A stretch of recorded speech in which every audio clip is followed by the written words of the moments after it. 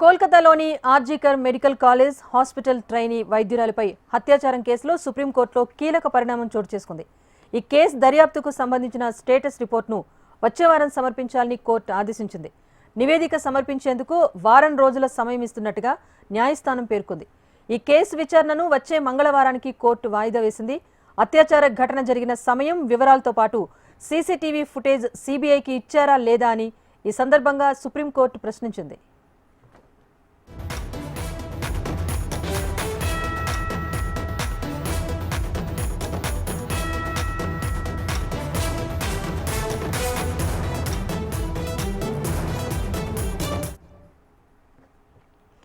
కోల్కతాలోని RG Kar medical college hospital trainee వైద్యురాలిపై అత్యాచారం కేసులో సుప్రీంకోర్టులో కీలక పరిణామం చోటు చేసుకుంది.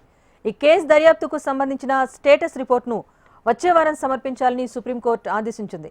నివేదిక సమర్పించేందుకు వారం రోజుల పాటు సమయం ఇస్తున్నట్టుగా న్యాయస్థానం పేర్కొంది. ఈ కేసు విచారణను వచ్చే మంగళవారానికి కోర్టు వాయిదా వేసింది.